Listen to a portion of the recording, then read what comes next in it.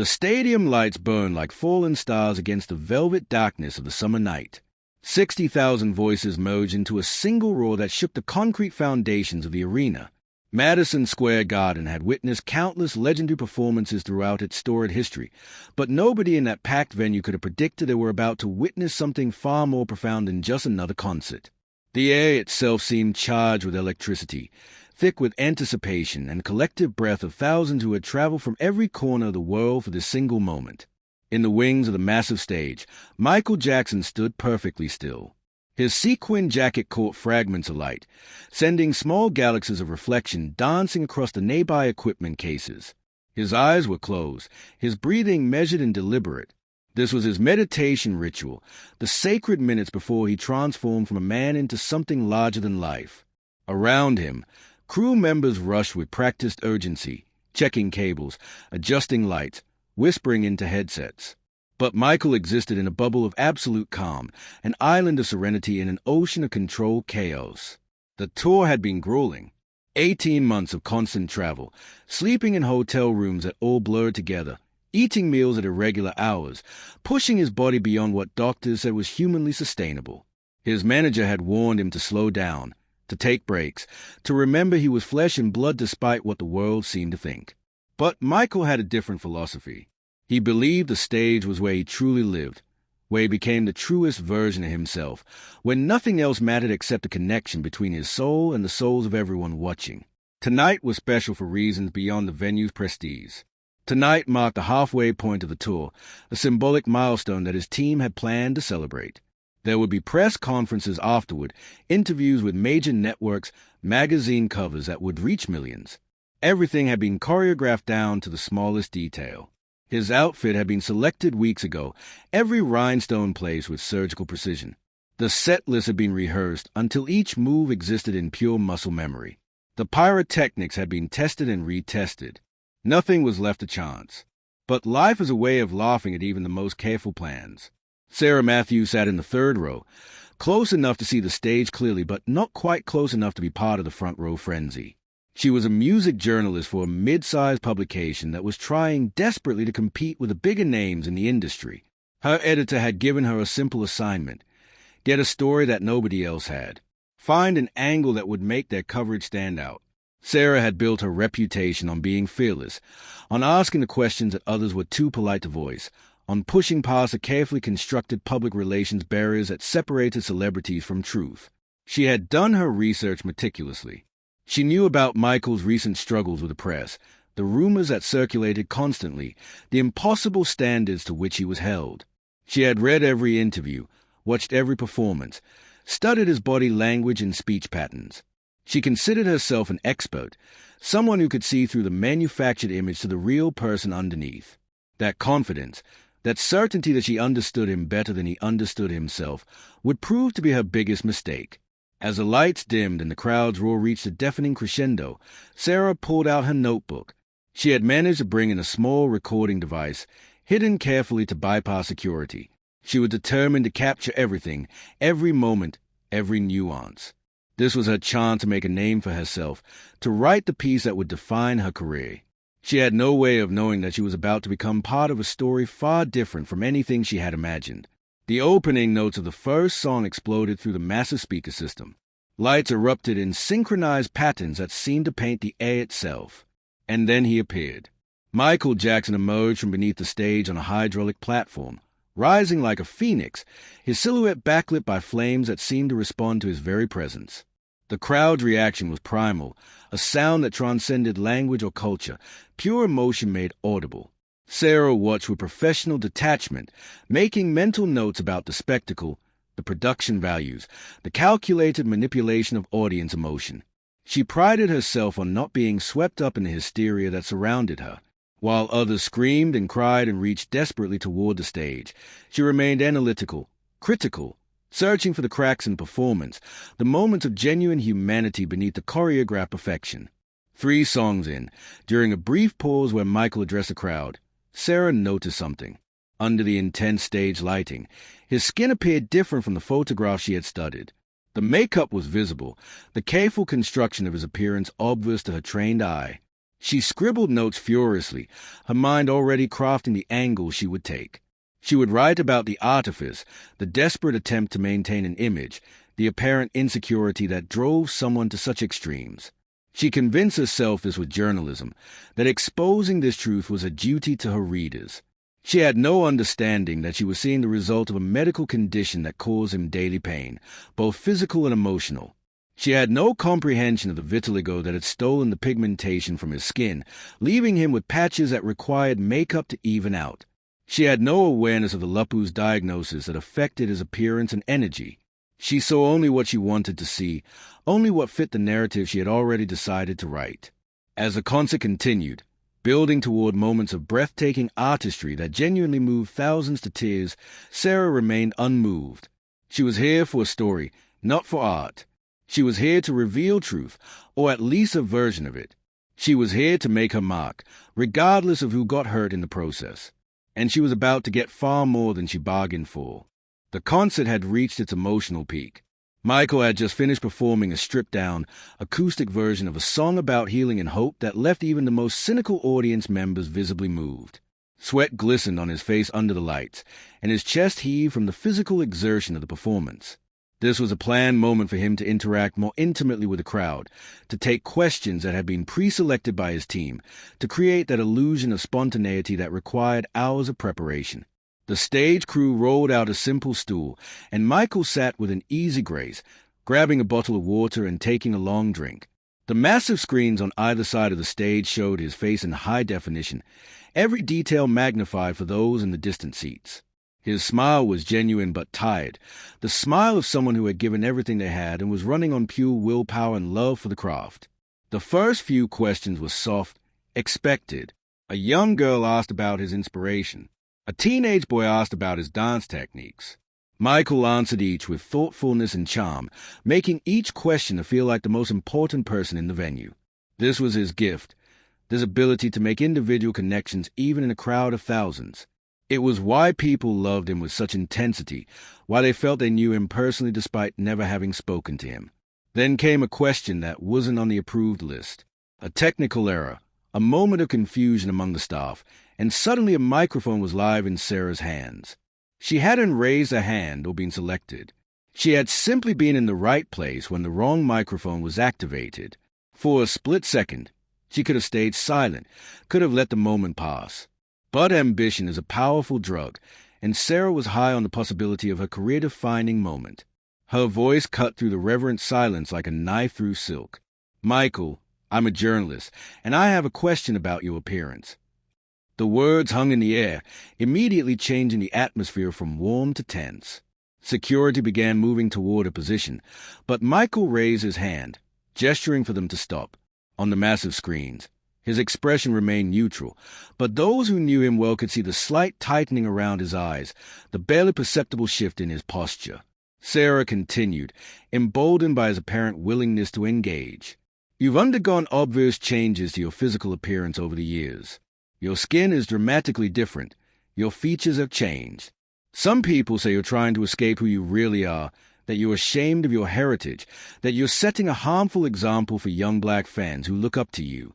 How do you respond to those who say you're promoting self-hatred through your own transformation?"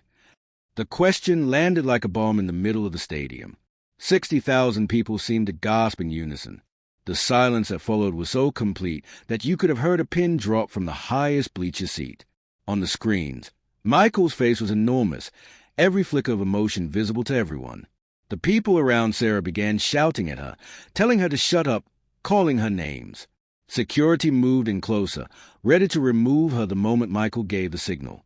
But Michael didn't give that signal. Instead, he did something unexpected. He stood up slowly, walked to the edge of the stage, and looked directly at where Sarah sat today. Not with anger, not with hurt, but with something far more powerful. He looked at her with understanding, with patience, with a compassion that seemed impossible given what she had just done. The crowd was ready to tear her apart, but Michael's body language asked them for calm, for a moment of grace, for a chance to respond not with the anger that would be justified but with something better. When he finally spoke, his voice was soft but clear, amplified through the sound system so that every word carried to every corner of the massive space. "That's a painful question to hear," he began, and there was no anger in his tone, only honesty. "It's painful because it comes from a place of not knowing my story, not knowing my struggle, not knowing the truth of what I deal with every single day." He paused, letting the words settle. "But I understand why you asked it, because the truth has never been as interesting to some people as the rumors and assumptions." He walked back to the stool and sat down again, this time with a heaviness that hadn't been there before. The performer's mask had slipped, and in its place was just a human being, vulnerable and tired. "I have a condition called vitiligo," he continued, his voice steady despite the emotion behind it. "It's a skin disorder that destroys the pigmentation in my skin. It started when I was younger, in patches, and it spread. I have no control over it. I didn't choose it. I wake up every day and see my skin changing, see myself becoming someone I don't recognize in the mirror." The crowd was completely silent now, hanging on every word. Sarah felt the weight of thousands of eyes on her, felt the hostility radiating from every direction. But she couldn't look away from the stage, couldn't escape the gentle but firm gaze of the man she had tried to humiliate. Michael continued, his words measured and deliberate. "The makeup you see isn't because I'm ashamed of being black. I'm proud of my heritage, proud of where I come from, proud of the legacy of my people. The makeup is to even out what the disease has done, to try to look like one person instead of like a patchwork. I have lupus as well, which affects my skin and my health in ways I don't often talk about because I don't want sympathy. I just want to make music, to perform, to bring joy to people." He stood again, and this time there was a quiet strength in his posture that commanded attention without demanding it. "You asked how I respond to people who think I'm promoting self-hatred. I respond by saying that I can't control what people think, but I can control how I treat them. I can choose kindness over anger. I can choose to educate instead of condemn. I can choose to understand that sometimes people ask cruel questions not because they are cruel people, but because they don't have all the information." The stadium remained in stunned silence as Michael's words echoed and faded. Sarah felt her face burning with shame, felt tears forming despite her efforts to maintain professional composure. She had come here to expose someone, and instead she was the one being exposed, her ignorance and cruelty laid bare for everyone to see. Michael remained standing at the edge of the stage, his figure outlined against the dramatic lighting that had been designed to make him appear larger than life. But in this moment, he seemed achingly human, stripped of the mythology that surrounded him. The vulnerability in his stance was more powerful than any choreographed dance move could ever be. His eyes swept across the crowd, making momentary contact with hundreds of faces, each person feeling seen and acknowledged in that brief connection. The production team backstage was in crisis mode. Headsets crackled with urgent whispers about whether to cut to commercial, to end the segment early, to somehow salvage what had become an unscripted moment of raw honesty. But Michael's longtime manager, who had known him since childhood, made a decision that went against every instinct of damage control.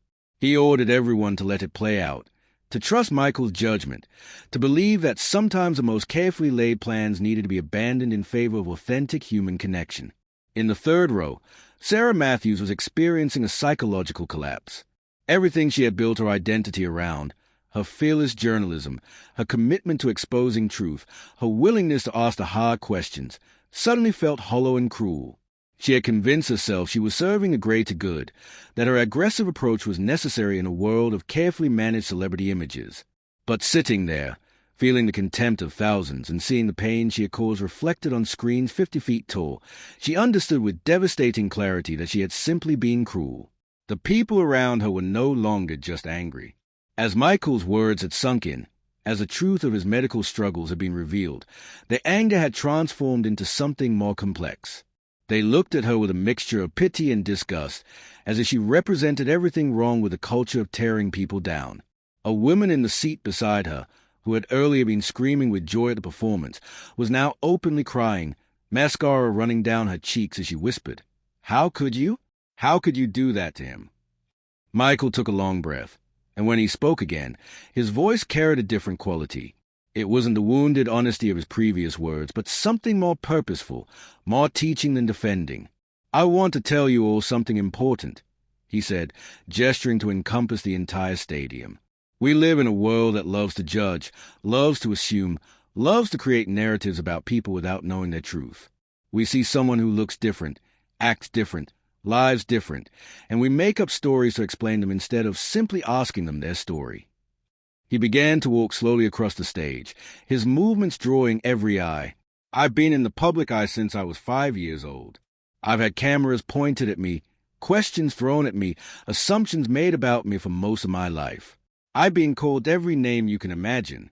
I've had my appearance, my voice, my choices, my relationships, my sanity questioned constantly. And I want you to know, it hurts. Every single time. It hurts. The massive screen showed his face in close-up, and for the first time, many in the audience could see past the makeup to the person underneath. They could see the exhaustion etched in fine lines around his eyes, the tension in his jaw, the weight of decades of scrutiny visible in his expression. But here's what I've learned, he continued, his voice growing stronger. Hurt is a choice in how we respond to it. Pain happens to us, but we choose what we do with it. He stopped at center stage, directly under a spotlight that made him seem both illuminated and isolated. The journalist who asked me that question, she's sitting right there. He pointed, not accusingly but simply identifying. Right now, she's probably feeling terrible. People around her are angry. She's being judged just like she judged me. And I want to tell all of you something important. I forgive her. The crowd erupted in a confused mixture of applause and shouting. Some people cheered his compassion while others yelled that forgiveness wasn't deserved. But Michael raised both hands, asking for silence, and gradually the noise subsided. I forgive her because holding anger doesn't hurt her. It would only hurt me. I forgive her because I know what it's like to make mistakes, to say things without understanding their full impact, to let ambition or insecurity drive decisions that cause harm. Sarah was sobbing now, no longer trying to maintain any pretense of professional detachment. Her notebook had fallen to the floor, pages scattering under seats. Her recording device sat forgotten in her lap. She had thought she would prepare for any response, had imagined scenarios ranging from him ignoring her to him having security throw her out. But this public forgiveness delivered with such grace was something her cynical worldview had never prepared her for. Michael's voice took on an even more intimate quality, as if he were speaking to one person rather than thousands. I want to share something with all of you that I don't usually talk about. When I look in the mirror, I sometimes don't recognize a person looking back at me. The vitiligo has changed my appearance so dramatically that I see a stranger. The lupus causes pain and fatigue that make it hard to do the things I love.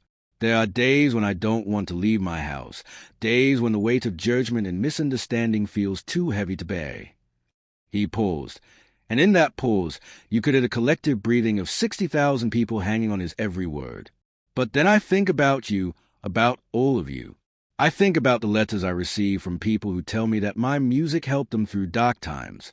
I think about the children who dance to my songs, who find joy in the moves I create.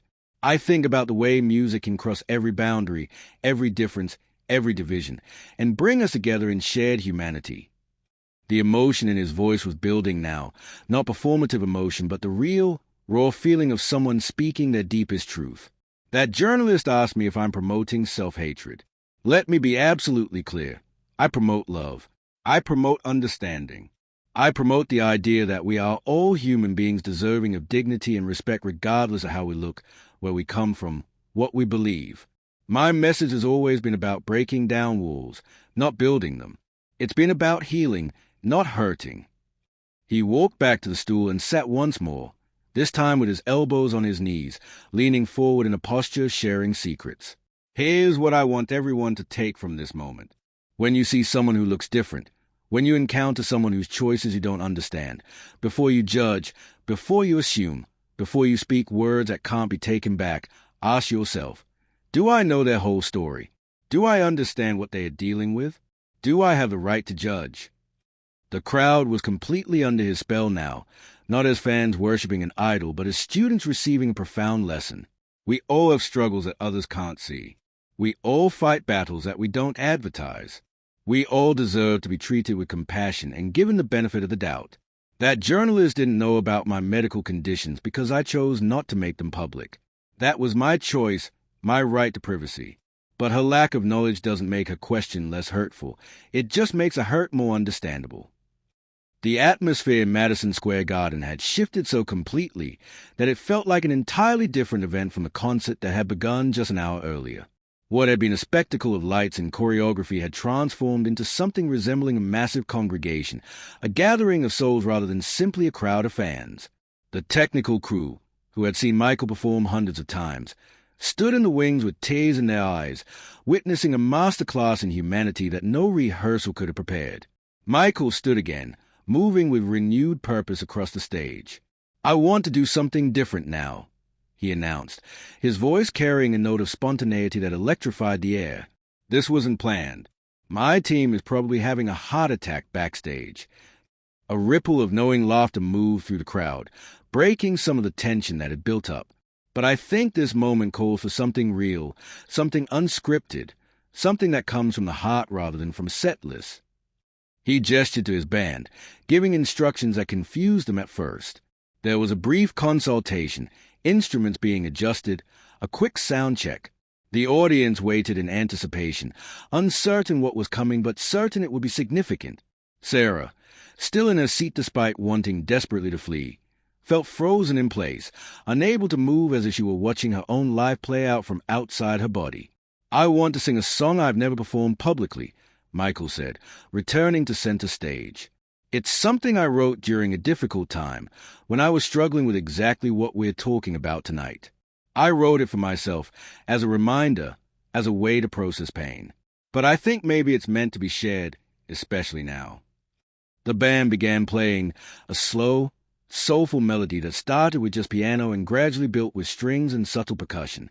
Michael closed his eyes, swaying slightly, finding the emotional center of the song before opening his mouth to sing. His voice, that incredible instrument that had moved millions, carried a vulnerability that was breathtaking in its nakedness. The lyrics spoke of looking in mirrors and not recognizing the reflection, of trying to explain pain to people who couldn't or wouldn't understand, of fighting to maintain dignity in the face of constant judgment. But they also spoke of resilience, of choosing love over bitterness, of finding strength in vulnerability. The song was clearly deeply personal, each word carrying the weight of lived experience. As he sang, something remarkable happened throughout the stadium. People began holding hands, strangers connecting with strangers. Some were crying openly, others sat in stunned silence, but all were united in the shared experience of witnessing pure, unfiltered artistry born from genuine pain. The song wasn't polished or perfect. It was rough around the edges in places, clearly not fully developed. But that rawness made it more powerful, more authentic than any perfectly produced track could ever be. When the song ended, the silence that followed was sacred. Nobody wanted to break the spell with applause. Nobody wanted to shatter the delicate emotional space that had been created. Michael stood with his eyes still closed, breathing deeply, having given something of himself that couldn't be taken back. When he finally opened his eyes, they were wet with tears he made no effort to hide. "Thank you for letting me share that with you," he said softly. "Thank you for being here tonight, for being part of something I think we'll all remember for a very long time." He paused, then added with a slight smile, "My manager is definitely going to have words with me later about going off script." The crowd laughed, a release of tension that felt cleansing. But Michael wasn't finished. He looked directly at where Sarah sat, and this time he extended his hand, gesturing for her to come to the stage. The people around her gasped, some urging her to go, others protesting. Sarah felt paralyzed, terrified of what would happen if she accepted, equally terrified of the cowardice of refusing. "Please," Michael said, his voice gentle but firm. "I'm not going to hurt you or humiliate you. I just want to talk, person to person, not performer to audience." Security moved to create a path for her, and with legs that felt like they might give out at any moment, Sarah stood and made her way toward the stage. The walk felt endless. Every step weighted with the stares of thousands, with her own shame and fear, with the impossibility of the situation. When she reached the stage, security helped her up, and suddenly she was standing just feet away from Michael Jackson, one of the most famous people on the planet, the man she had tried to tear down just minutes earlier. Up close, away from the larger-than-life image on the screens, he was smaller than she expected, more fragile looking. She could see the makeup he had spoken about, could see the careful construction required to present himself to the world. But she could also see his eyes, kind and tired and filled with an understanding that should have been impossible given what she had done. "What's your name?" he asked, his voice just for her despite the microphone carrying it to everyone. "Sarah," she managed to choke out, her voice cracking with emotion. "Sarah Matthews." "Sarah, I want you to know something," Michael said, taking her hand gently. "You're not a bad person. You asked a question that came from ignorance, not from evil. We've all been ignorant at some point. We've all hurt people without meaning to. The measure of who we are isn't in never making mistakes. It's in what we do after we make them." Sarah couldn't speak, could only stand there crying as this man she had attacked showed her more grace than she could comprehend. "I want to give you something," Michael continued. He turned to his band and gave another instruction. They began playing a different song, one of his most famous, an anthem about healing and coming together. "I want you to stay up here with me," he said to Sarah. "I want you to be part of this performance, not as a journalist, not as an outsider, but as a person who learned something tonight. Will you do that?" Sarah nodded, unable to believe what was happening, unable to process the surreal turn her evening had taken. As Michael began to sing, he kept Sarah beside him on the stage. He didn't make her sing or dance or do anything except stand there and be present. But the symbolism was powerful and clear to everyone watching. He was demonstrating his forgiveness not just with words but with actions, including her in his space, treating her with dignity despite everything. The song built to its soaring chorus, and Michael's voice filled the stadium with a message of hope and unity. 60,000 people sang along, their voices joining his in a massive, transcendent moment of collective emotion. Sarah stood there, tears streaming down her face, experiencing something that would change her fundamentally and forever. She had come to expose someone, and instead she had been exposed to the power of radical forgiveness and grace. When the concert finally ended, nearly an hour past its scheduled conclusion, the crowd filed out in a strange, contemplative silence unusual for such events. People didn't rush to beat traffic or hurry to after-parties. They moved slowly, many with arms around each other, processing what they had witnessed. In the age before social media exploded into ubiquity, news traveled through phone calls and excited conversations, through word of mouth that spread like wildfire through the city and beyond. Backstage, Sarah sat in a quiet corner, still shaking from the experience. Michael's manager had offered her a space to collect herself before facing whatever came next. She had expected to be ejected from the venue immediately, possibly arrested, certainly blacklisted from every future event. Instead, she had been treated with unexpected kindness by the very people she had tried to harm with her question. Michael himself was in his dressing room, exhausted but energized in that paradoxical way that comes from giving everything to something meaningful. His team surrounded him, some congratulating him on his handling of an impossible situation, others expressing concern about the vulnerabilities he had revealed. His manager, a pragmatic man who had spent decades protecting Michael's image, surprised everyone by saying simply, "That was the most important thing you've ever done on stage." A knock came on Sarah's door, and a crew member informed her that Michael had requested to speak with her privately. Her stomach dropped. The public forgiveness had been one thing, but a private conversation terrified her in ways she couldn't articulate. Yet she knew she owed him at least the courage to face him one more time. The dressing room was surprisingly humble, lacking the opulent excess she had imagined. Michael sat on a simple couch, his stage costume replaced with comfortable clothing, his makeup partially removed, revealing the patchy skin he had described. He looked utterly human, utterly vulnerable, nothing like the godlike figure that had commanded the stage hours earlier. "Sit, please," he said, gesturing to a chair across from him. Sarah sat, her hands trembling in her lap. "I wanted to talk to you away from the cameras, away from the crowd. I want to understand what led you to ask that question tonight." Sarah took a shaky breath. "I thought I was doing journalism," she began, her voice barely above a whisper. "I thought exposing truth was always noble, always necessary. I built my career on being the person willing to ask what others wouldn't. I convinced myself that made me brave, made me important." She paused, wiping tear from her eyes. "I never considered that truth without compassion is just cruelty dressed up in noble language." Michael nodded slowly. "I understand that impulse. The world rewards people who tear others down, who find the cracks and exploit them. Tabloids sell because people want to feel superior, want to see the famous and powerful brought low. You were playing to that market. He leaned forward, his voice gentle but firm. But you have a choice now. You can continue down that path, or you can use this moment to become someone different, someone better. How? Sarah asked desperately. How do I come back from this? How do I face my editor, my colleagues, my career? How do I make this right? You write, Michael said simply. You write the truth about tonight, not the truth you came here planning to write, but the truth about what actually happened. You write about what you learned, about how your assumptions were wrong, about the human cost of the kind of journalism you were practicing. You be honest, brutally honest, about your own mistakes. He stood and walked to a desk, pulling out a piece of paper and handing it to her. It was the lyrics to the song he had performed, written in his own hand. I want you to have this, not as a journalist, but as a person. Read these words when you need to remember tonight, when you're tempted to fall back into old patterns. Sarah took the paper with shaking hands, understanding the magnitude of the gift. I don't deserve this, she whispered. I don't deserve your forgiveness or your kindness. None of us deserve grace, Michael replied. That's what makes it grace. We receive it not because we've earned it, but because someone chooses to give it. And then we have a responsibility to pass it forward, to extend it to others, to break the cycle of hurt and judgment.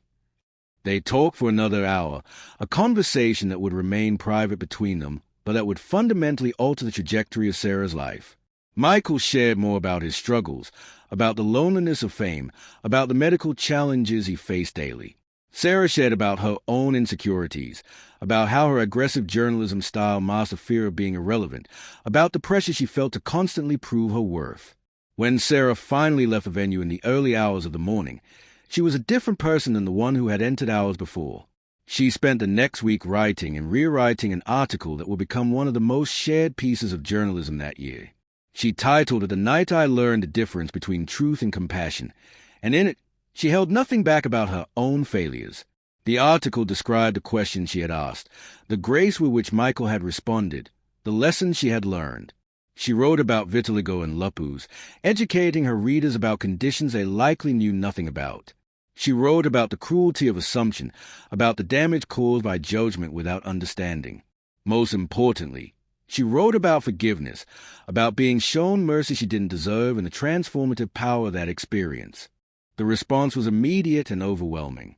Some readers praised her honesty and vulnerability. Others attacked her for being too soft, for abandoning the aggressive journalism style that had made her notable. Her editor called her into his office, and she went prepared to be fired. Instead, he offered her a new position, overseeing a section focused on human interest stories that prioritized empathy without sacrificing truth. But the bigger impact unfolded in ways Sarah could never have predicted. Her article was read by millions, shared and discussed and debated.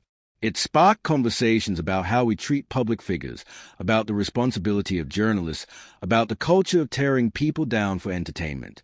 Teachers used it in classes about media ethics. It was referenced in journalism school lectures about the balance between truth-seeking and compassion. Michael himself never publicly commented on the article, maintaining the private dignity that characterized so much of his life. But those close to him said he was moved by Sarah's honesty, by her willingness to expose her own failures as thoroughly as she had once tried to expose his. The concert that night became legendary, not for the spectacle of the performances, though those were extraordinary, but for the human moment that transcended entertainment. People who were there spoke about it for years afterward, about the night they witnessed true grace in action, about seeing someone respond to cruelty with wisdom and compassion. The recording of that section of the concert, which Michael's team initially considered suppressing, became one of the most watched and shared pieces of footage from his entire career. For Sarah, the experience became the defining moment of her life. She went on to write extensively about empathy in journalism, about the power of vulnerability, about the importance of understanding context before making judgments. She became known not for tearing people down, but for revealing their full humanity, not for exposing weakness, but for celebrating strength found in unexpected places. Years later, when Michael passed away, Sarah wrote a tribute that was achingly personal while respecting the boundaries of their private conversation. She wrote about a man who had every reason to be bitter and closed off, but who chose instead to remain open and generous. She wrote about the gift he had given her that night, the gift of seeing herself clearly and being offered a chance to become something better. The night that began with cruelty ended with transformation, not just for Sarah, but for the 60,000 people who witnessed it and the millions who would hear about it afterward. It became a testament to the power of choosing grace over vengeance, understanding over judgment, compassion over cruelty. Michael Jackson, who spent his life creating art that moved people, created something that night that transcended art, something that touched the core of what it means to be human. In the end, the story wasn't about a journalist who insulted a celebrity's appearance. It was about a moment when someone chose to respond to hurt with healing, to answer judgment with understanding, to meet cruelty with compassion. It was about the ripple effect of that choice, how one decision to extend grace rather than return pain could echo outward, touching lives and changing hearts in ways that pure talent or fame never could. That night at Madison Square Garden, 60,000 people came to see a performance. What they witnessed instead was a lesson in humanity that many carried with them for the rest of their lives. And at the center of it all was a man who, despite suffering daily from conditions that changed his appearance, despite facing constant judgment and misunderstanding, despite having every justification to be angry and defensive, chose instead to be kind. That choice, more than any song or dance or album, became part of his legacy, a reminder that how we treat others, especially those who have hurt us, defines us more than any achievement ever could.